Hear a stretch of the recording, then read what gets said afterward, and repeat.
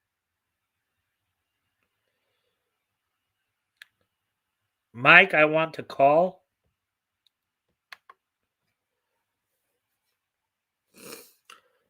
Well, I don't really plan on any open mic nights. I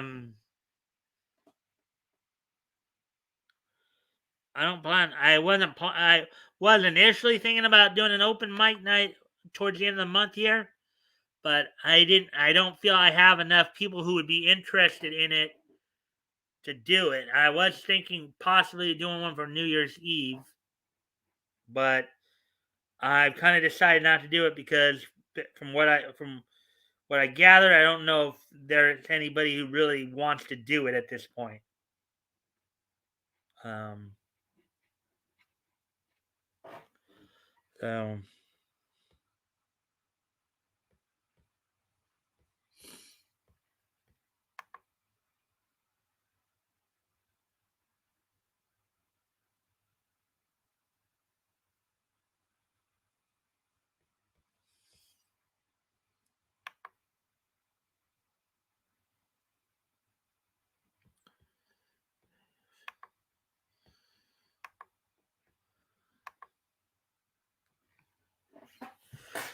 yeah, what I would tell you, Broly's son, is if you want to help at this point, if you want to help out, the thing you can do right now to help out is continue to come in, watch the videos, like and share them, see if you can bring more people in here. You know, um, and of course, make sure your dad knows what's going on, knows what you're doing. You know, so that's the best way you can probably help right now. All right. So, anyways, let's get to this last article. We're at an hour 38, so we're going to be wrapping up pretty soon. This is going to be the last article I'm going to cover for the night, and then we will wrap up after this. I'll get to the This Day in Each History portion after this article. And as everybody's favorite big mouth right there, the leader of the squad, AOC.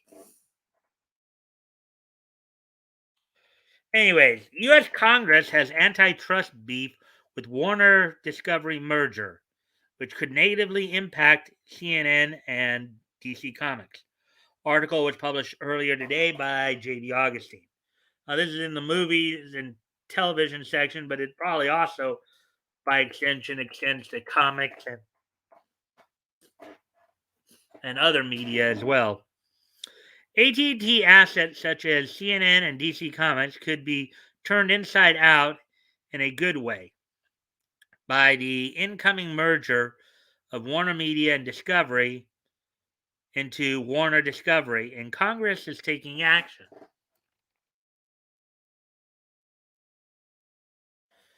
In a letter obtained by The Hollywood Reporter and sent to Attorney General Merrick Garland and the Justice Department Antitrust Chief Jonathan Cantor, 30 Democrat congressmen, okay, including Elizabeth Warren. Well, okay, they should have said 30 Democrat congressmen and senators, because Elizabeth Warren's actually a senator, not a. She's a. I think she's a senior senator from the state of Massachusetts. And Alexandra Ocasio Cortez said the merger raises, quote unquote, significant concerns over, quote, competition in the media and in the entertainment industry, unquote. This transaction raises significant antitrust concerns, unquote. The letter said, in particular, the merger threatens to enhance the market power of the combined firm, substantially lessen competition in the media and entertainment industry, harming both consumers and American workers. In light of these concerns, we respectfully urge the department to conduct a thorough review of this transaction to ensure that it does not harm American consumers and workers by illegally harming competition. Unquote.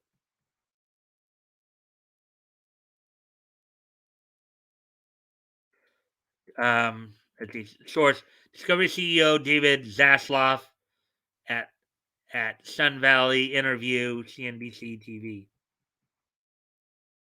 Um, I'm going to go off camera here for a quick moment. I'll be right back.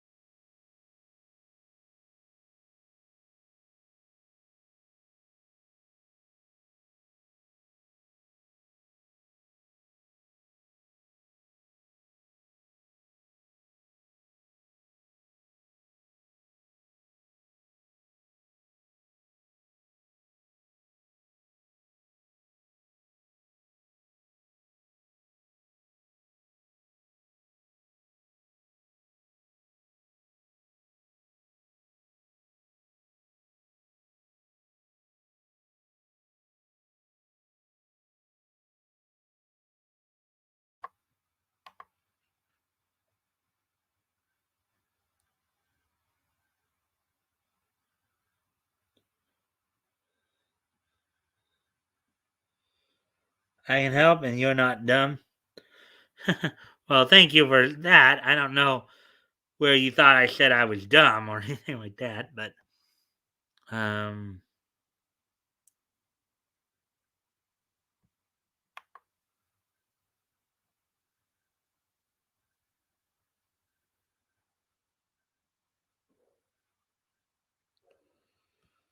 ah so that's where it came from.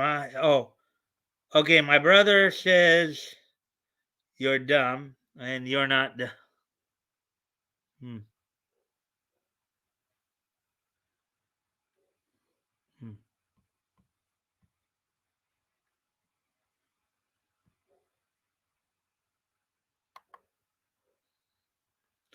I wonder how old your brother is.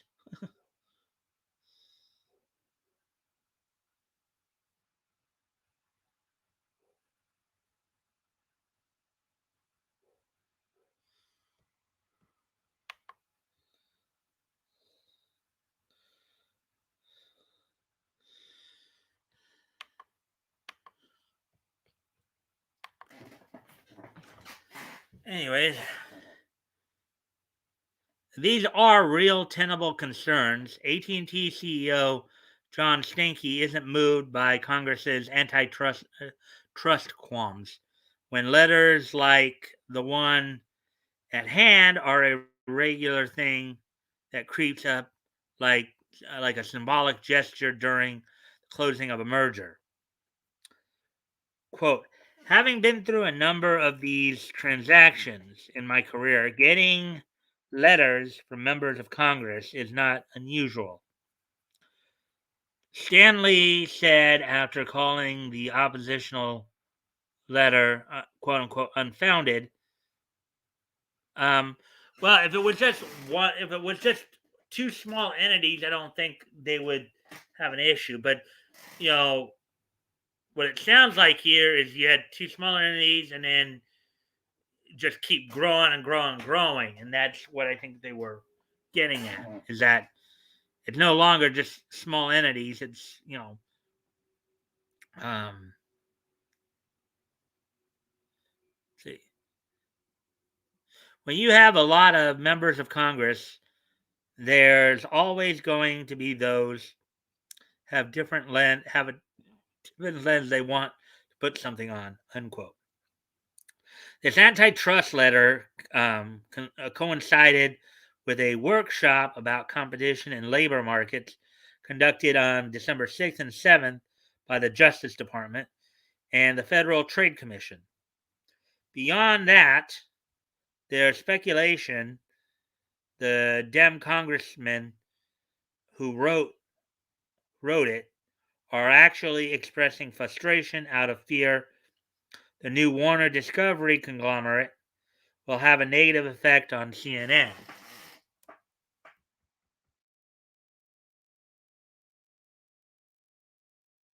Hmm. So now their true colors are revealed.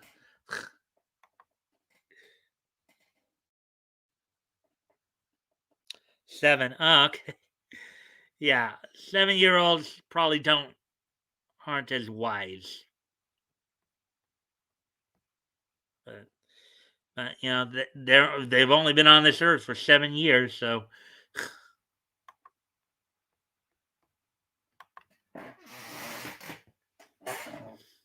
Discovery CEO David Zaslav will be in charge of the new entity after the merger closes next year. He promised to move to Los Angeles to be quote unquote hands on with the creation of the company's quote unquote content. In November, Zaslav said to the Paley Center's Paley International Council Summit webcast, quote, I am moving to California, unquote, because, quote, that is where the content is made. This is a content company, unquote.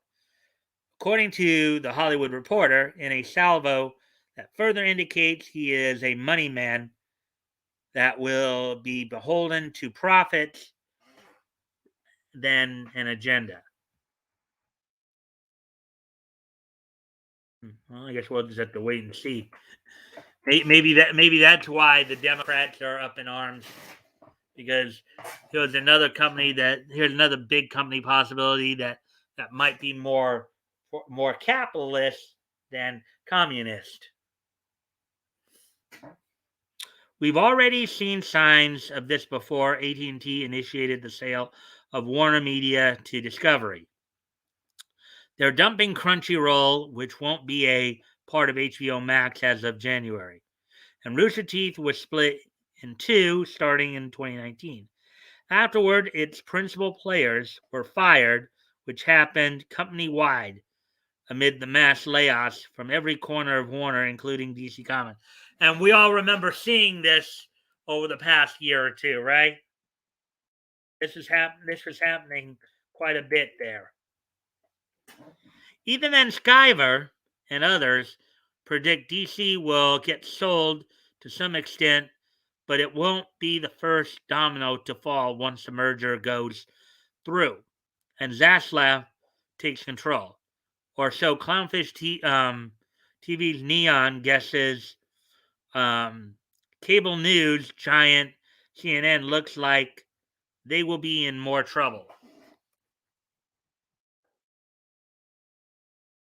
Excuse me a moment, folks. Dog's barking again. Gotta go tend to her. I'll be right back as soon as I can. I'll be right back.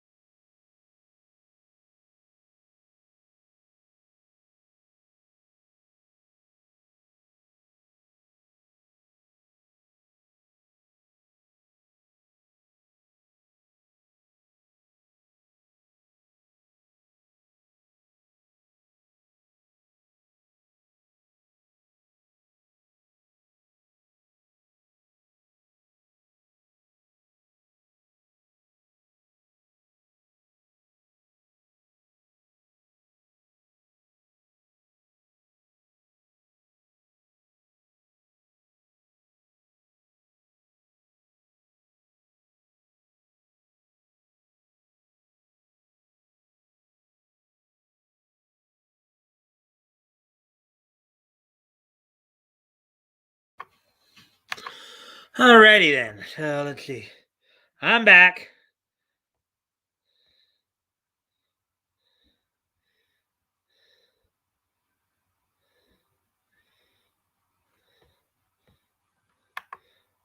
I can't wash tomorrow. Wait. Laugh out loud. You're mean. Laugh out loud. Hmm. All right. So back to the article here. I'm back now. A potent that revamping the network into a more balanced and objective news source is an undertaking Discovery has in mind. Um, came last month from Liberty Media chair John Malone, who is also the top shareholder on the Discovery board of directors. Quote, I would like to see CNN evolve back to the kind of journalism that it started with and actually have journalists, which would be unique and refreshing, unquote. Malone said in a. So it almost sounds like the people at Discovery are not. Well, this story is quite a developing story. Maybe Discovery is not too keen on the whole leftist agenda, huh?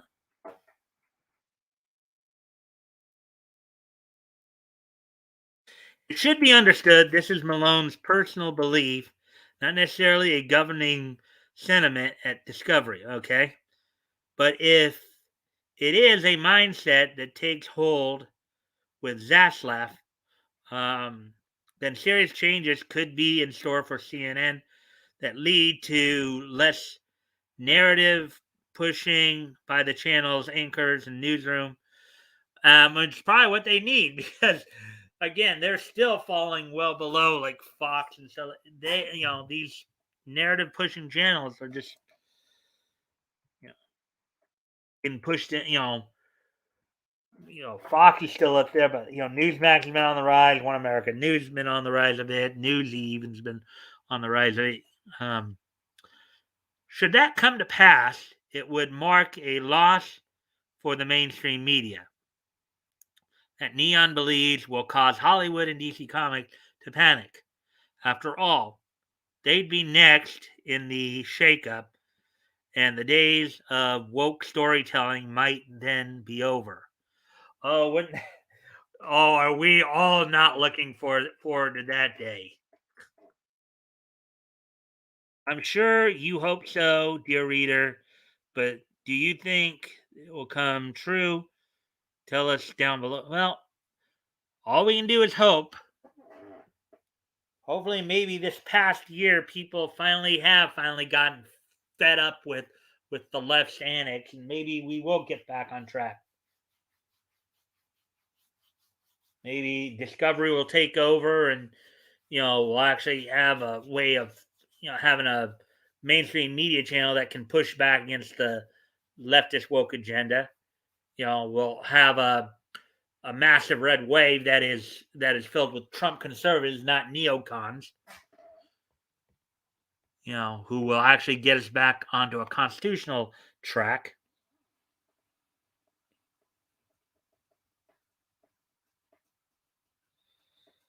I'm gonna watch this stream all night. Yeah, all right. Um, well, we'll be done in a few minutes. Basically, this is the last article. I usually go about at the most two. Sometimes I'll go over if depending upon what we're covering, but I usually go an hour and a half to 2 hours. So we'll probably just be going just beyond that tonight. All right. So I thank everybody for being here. We got through all the main articles. We actually and we've had quite a number. I think we've had as high as 6. We've had 5, a constant 5 throughout the night. So I'm happy for that. I hope you guys will be back here tomorrow night. Um, and it's time to start wrapping up here. So before I get to this day in each history, just a quick reminder This Friday, of course, will be our last historical comic retrospect of the year, as we'll be finishing up August of 1938, covering covering night, all right, covering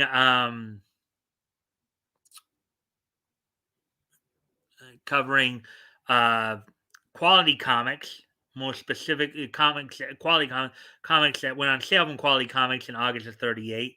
Um, Specifically, of course, Feature Findings number 13 will be introducing character Black X, as well as reading through the clock. That's something like, well, technically six, because one of those likes comes from YouTube and it doesn't usually stick. It's one of those things where I think it happens on a lot of features. You get one extra like, YouTube will do it, I guess, to help promote the video, but it doesn't necessarily stay there. But it's still a good mark though, regardless. Um, anyway, so that will be our last historical comic retrospect for the year this Friday. And then we'll start up again, of course, in January when we come back from Christmas break. Of course, um, we'll for for the next 2 weeks after this, we'll just be doing the niche newscast Monday through Thursday, as Friday night, Christmas Eve and New Year's Eve will be taking a night off. Um, so, anyways, without any further ado, let's wrap this baby up. So, are you guys ready for this day in niche history?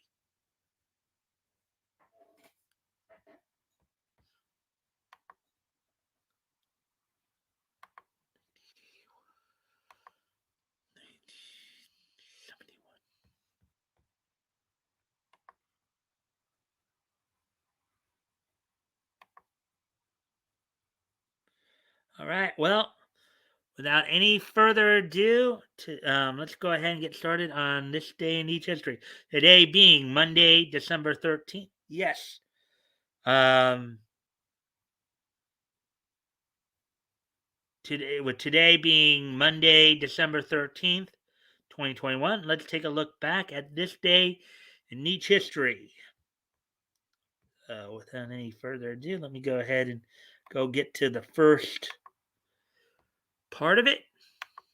First, all right, on a bit more of a sadder note, start off this day in niche history.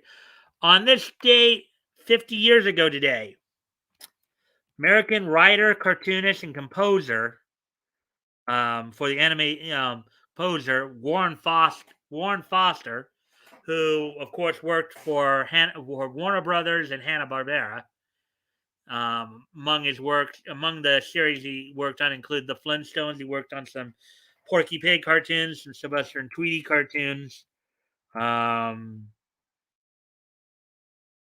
on this date, back in 1971, 50 years ago today, he passed away at the age of 67. So on this day, back in 1971, 50 years ago today, Warren Foster, American writer, cartoonist, and composer for the animation division of Warner Brothers and Hanna-Barbera, passed away at the age of 67. So there we go with that one. Moving on to the next.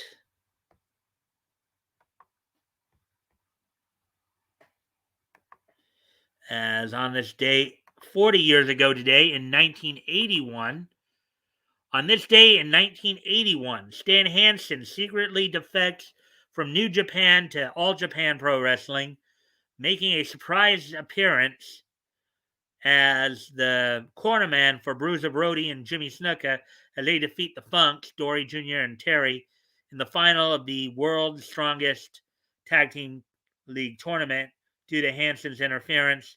In the wake of that match, Brody and Hansen form a team that becomes notorious in All Japan for their violent matches. Yes, Bruiser Brody and Stan Hansen were probably considered two of the most violent men in professional wrestling. Let's see. Think it was probably I think it was like about 5 years prior to this. In fact, in '76, Stan Hansen had actually broken Bruno Sammartino's neck. So yeah. So on this date, 40 years ago today, Stan the Lariat Hansen, also known as Stan the Man Hansen, defected from New Japan to All Japan. That, and then one last piece of niche history here that we'll take a look at. That was 40 years ago today, by the way. On this date, 30 years ago today, in 1991, the first issue of Rye from Valiant Comics went on sale on this date. The story was New Moon Asunder, written by David Michelin, penciled by Joe St. Pierre. Charles Barnett III did the inking, and the letter and coloring were done by Jade Mode. So, on this date in 1991, 30 years ago today, the first issue of Rye from Valiant Comics went on sale. I understand it was $1.95 for 32 pages. So, with all that being said and done, guys, I thank everybody for being here. I appreciate all the likes and shares. Hopefully, we can get more people in here. I will always help. Oh, thank you, Broly's son.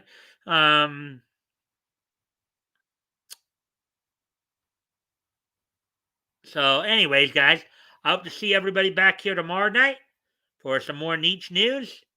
And until then, bye!